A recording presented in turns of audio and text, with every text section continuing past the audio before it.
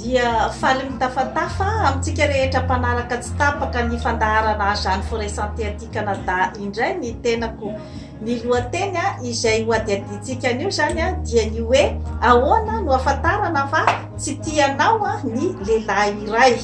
ka eto am-panomanana ny volan'ny mpifankatia isika zany dia ny 14 février ka dia maromaro ihany zany ny resaka momba ny fitiavana ato amin'ny fandaharana zany forêt santé.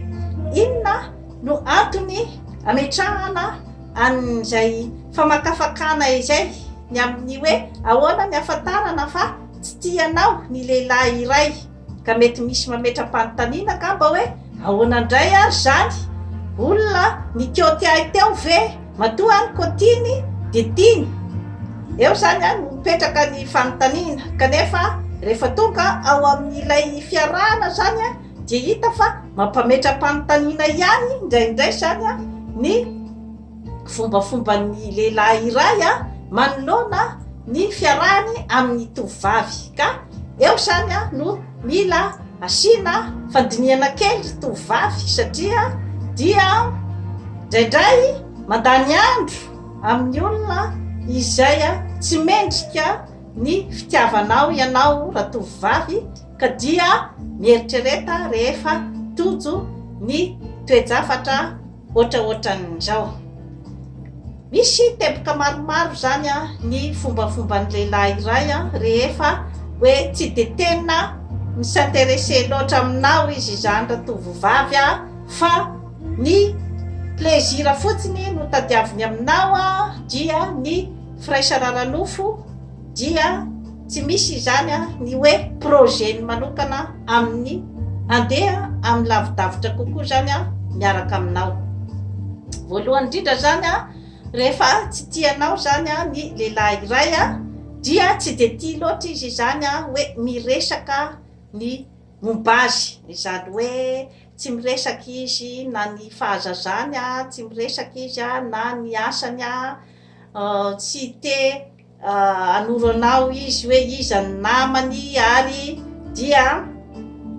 somary zany hoe mampametra-panontaniana ny fiarahana amin'ny olona ohatran'izay. Dia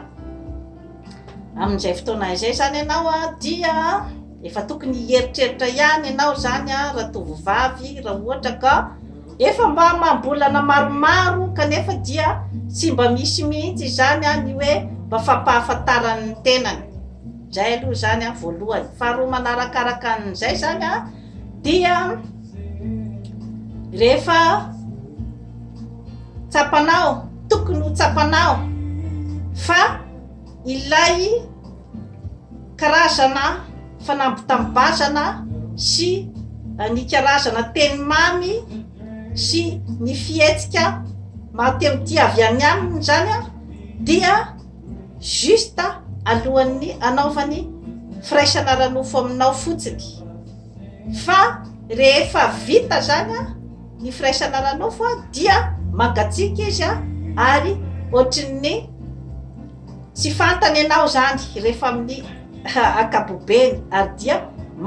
maika izy ny andeha andahoanao. Zay zany dia efa signe faharoa zay mbefa tokony amamahinanao zany. Fahatelo dia matetika izy zany tsy tia miaraka aminao eny an'arabe eny akalamajana na ohatran'izay zany fa dia ohatrany hoe misitrisitrika izy zany ny miaraka aminao, tsy te ho hitan'ny namany tsy te ho hitan'ny mpiaramonina fa miaraka nareo dia eo zany dia efa tokony asianao fandiniana koa zany ny amin'ny momban'izay. Raha ohatra zany ka hoe efa niaraka fotoana maromaro ianareo, andro maromaro, volana maromaro, dia nefa mitsiditsidika anao izy ataontsika hoe eo amin'ny indray isam-bolana eo zany ianareo vao fankahita mahalana de mahalana ny fiatsoana dikan'izay zany a dia misy olona hafa zany a prioritaire alohanao, zany hoe tsika anao zany a no number 1 amin'ny fiainany. Izay zany a dia tokony efa atsofokinao ao anatin'ny sainao tovavy, satria raha ohatra olona lehilahy tena tianao a dia tia eny foana ny feonao isan'andro na amin'ny alalan'ny telefona eo, de aeny foana ny vaovaonao, inona ny vaovaonao, de afantatra foana ny zavatra ataonao. Izany a dia afantarana ny hoe ty lehilahy ty a mba misintéressé amiko. Fa rehefa mahalana de mahalana mambolana no ifankahitana dia eo zany a dia efa somary mahina ihany, fa tsy de tena masaka izy zany tovavy. Zany rehetrarehetra zany nefany a dia tsy dia hoe midika 100 isan-jato fa tsy hisy fiovana. Raha ohatra ka mety misy angamba ny hoe fanakekezana ho azy akaikikaiky kokoa, na ny hoe fikatsahanao koa ny hoe inona ny zavatra mety ho tadiaviny ty olona ty amin'ny fiainana. Mety angamba isy ihany a ny ataontsika hoe karazana fiatsaran'izay zavatra zay. Zany hoe ny lehilahy zany a miazy a mety izy koa ny hoe amin'ny voalohany izy a no mitady fotsiny a ny firaisana ranofo sy ny resaka zany hoe fiarahana ambadiky ny tena fitiavana zany. Mety hoe amin'ny voalohany fotsiny izy a, fa rehefa mandeha ny fotoana dia mety ihany izy a ho raiki-pity arakaraky ny izay a fifandraisana reo eo. Kanefa ry tovovavy a rehefa nagatsitsika hatramin'ny voalohan'izay aloha, nanomboka amin'ny voalohan'izay a ilay fiarahana dia sarosarotra ihany ny ampafana azy rehefa ny aoriana. Ka isan'ny toetran'ny lehilahy ihany koa dia ny hoe miavaka tsara ny azy, ny atao hoe vehivavy anaovany firaisana ranofo fotsiny, ary ny vehivavy izay tena andrininy fony, miavaka tsara zay ary fantany tsara zay. Ka zava-misy amin'ny fiainana dia ny hoe misy ny vehivavy izay iarahan'ny lehilahy iray amataonany maro na amapolo taonany mihitsy ara zany, kanefa tsy tiany fa anaovany firaisana ranofo fotsiny. Misy zany zavatra zany. Misy ihany koa nefany a ny vehivavy izay hoe tsy de tena mamparisika azy loatra amin'ny firaisana ranofo, kanefa dia laniny tanteraka zany a ary andrininy fony tanteraka io vehivavy io. Misy daholo zany zavatra zany. Ka ianao izay miaraka amin'ny tovolahy iray zany dia tokony andinika ny fombafombany rehetrarehetra hoe ty ahy marina ve ty olo ty. Ka izay andisy vitsivitsy ny tany saiko teo zay zany a dia andisy mety hanampy anao, satria ny fanapahan-kevitra dia any aminao ihany. Izay matetika no zava-misy, satria sarotra ho an'ny lehilahy ny teny hoe vitany amintsika. na sarotra ho azy koa ny teny hoe tsy amin'ny tiavako azy ianao, tsy tiako ianao, fa isaraka tsika. Izay zavatra zay zany dia vitsy dia vitsy ny lehilahy izay matonona an'izay zavatra zay, fa ianao vehivavy zany no tokony andanjalanja sy andinika ny fihetsiny rehetrarehetra, dia ianao ihany no manapa-kevitra hoe ajanoko ny fiarahana amin'ity olo ity, fa ohatrany tsy misy intéressé amiko amin'izay fotoana izay dia eo ihany koa no mety ahitanao ihany koa ny fihetsiny ny amin'ny hoe raha ohatra izy ka tena tianao dia tsy maintsy ataony izay hitadiavana anao, tsy maintsy ataony izay ahitana anao ary azahoany ny fonao raha ohatra ka tena tia izy. Fa rehefa hoe miteny ianao fa tsy hiaraka intsony aminy, dia rehefa manaiky koa izy dia midika fa mitombina ny ahiahinao zany fa tsy de tena tianao izy. Izay zany zavatra tokony ho fantaritsika vehivavy zay. Ary misy lehilahy iray izay ataontsika hoe efa zaza trady amin'ny fiarahana amin'ny tovovavy zany dia tena niteny mihitsy io lehilahy io hoe tsy fanao izy ny miteny amin'ny vehivavy iray hoe de efa vitany amintsika zay, tsy fanao zay izy satria ny vehivavy dia samy manana ihany koa ny karazana reaksiony sy ny ambopony manoloana an'izay fihetsika izay. Izay zany lehilahy efa zatra ny mpiaraka amin'ny vehivavy zany ny teny zavatra ohatran'izay, fa misy izy ny fihetsika izay asehonao azy dia izy ihany no hiala amin'ny tenan'izany, fa satria ny valifatim-behivavy izy tena zavatra mety tsy ho tratratratranao mihitsy raha ohatra ianao ka milaza aminy fa vitany amintsika na milaza aminy fa izaho de tsy tianao intsony. Ka misy mahamarina azy betsaka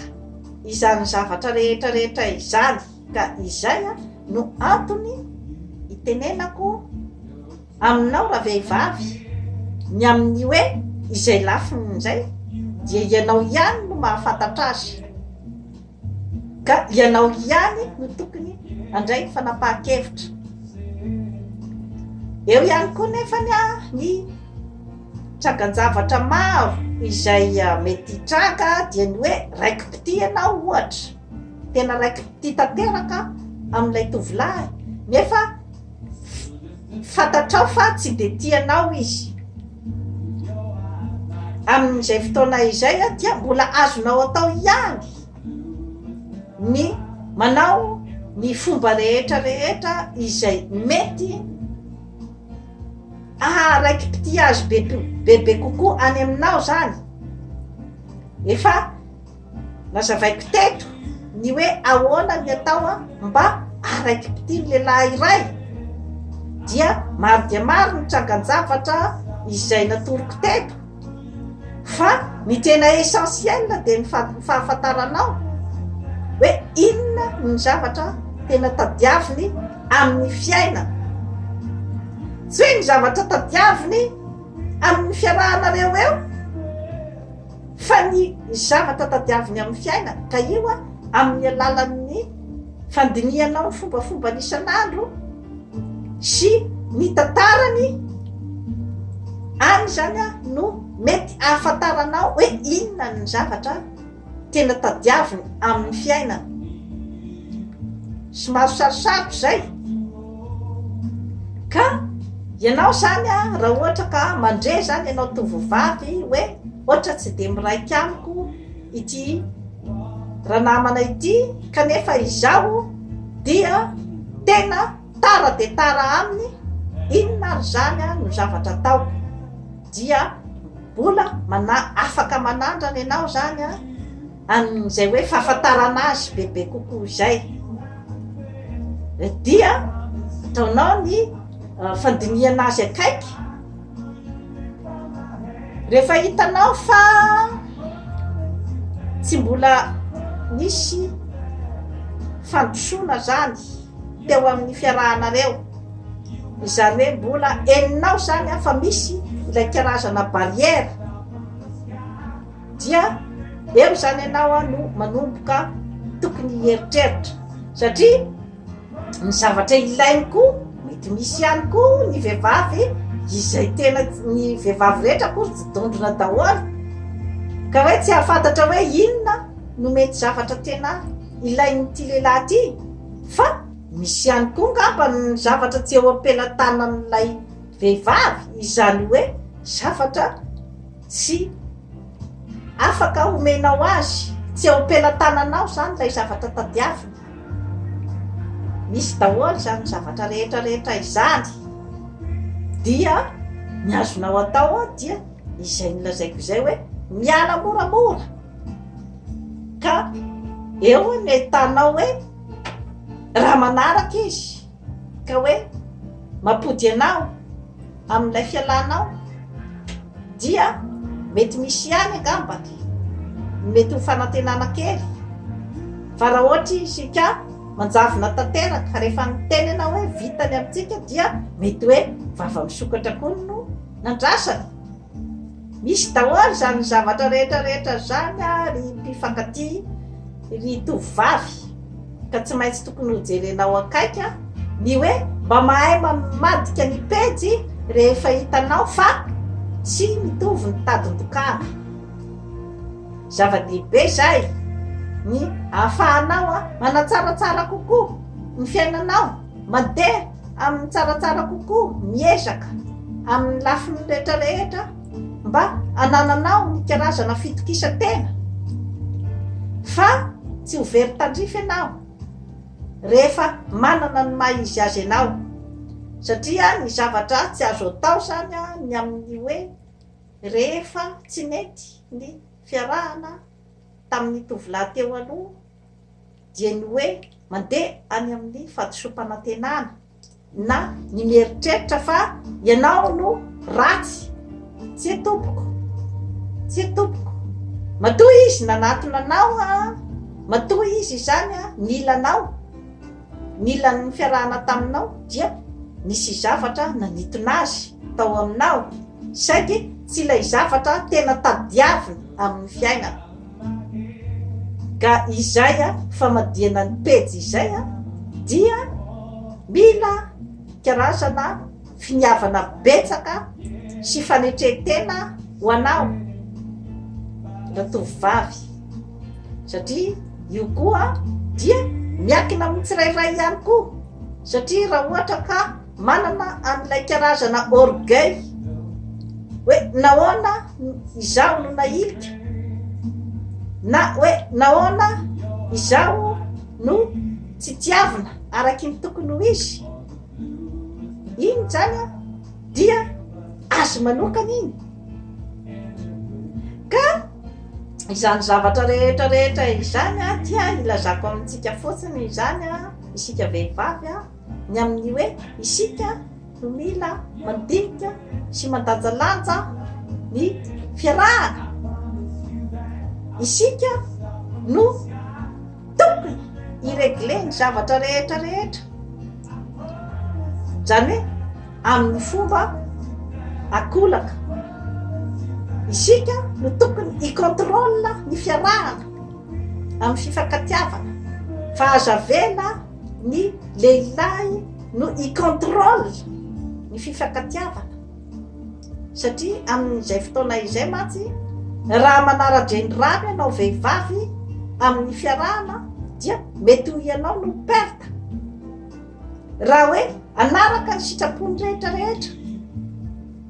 ianao no mety ho perta fa ianao micontrôle tsara ny tenanao izay no atao hoe self control dia inona ko ny zavatra tadiaviko amin'ity fiarahana ity, satria raha ohatra ka hoe fiarahana izay hoe hitanao fa toa tsy misy tombontsoa manokana ho anao ilay fiarahana, ny tombontsoa tiako tenenina dia tsy voatery ho resaka materialy fa na ny hoe ny fitiavana mba voarainao avy any amin'ilay olona. Rehefa tsy misy zay a dia ianao ihany no tokony contrôle ny zavatra rehetrarehetra, fa tsy hoe izy no i-contrôle ny zavatra rehetrarehetra. Izao zany ny zavatra tiany atao aminao, izao zany ny tiany anaovana anao, dia manaiky ianao, dia rehefa amin'ny fotoana tsy ilany amin'izay tsony dia iny ianao fa atsipiny any anjoro-trano ohatrin'ny zavatra izay tsy misy valeur. Ka izay zavatra zay zany no tokony hojerevan'ny vehivavy akaiky dia akaiky amin'ny fiarahana. Ka izay fahaizanao hoe mandanjalanja ny hoe ohatran'ny tsy ao amiko tiranamany ity, dia ny fahendrena voalohany indrindra dia ny mahay misitaka moramora. Izay fomba fisitanao moramora izay dia misy lanja mibetsaka izay noho ny fisitahana mitabataba, satria ampieritreritra azy ka rehefa mety tsara ny fiainanao na orinao tsara ny fiainanao any aoriana dia eritreritra ilay olona hoe efa nandalo teto amiko ny vitana fa izaho no tsy nahay nandray azy. Ary ianao koa rehefa tsy lany maty sy ianao vehivavy dia manana ny atao hoe fanetretena, fa tsy hoe fa ahoana za ty tena rahiratra mamirapiratra kanefa to tena hoe nailika ao, fa ahoana zany? Ny olombelona rehetrarehetra dia manana zo isafidy ny olona izay tiany hiaraka aminy. Mila fantatritsika tovovavy zay zavatra zay fa ianao no mandray ny précaution rehetrarehetra ny mba tsy ho perta amin'ilay fiarahana. Dia toy izay sy toy izay indray tompokilasy tompovavy no azona tolotra anao anio, manaova abonnement amin'izany Forêt Santé aty Canada fa hanatsara ny fiainanao. Bye bye.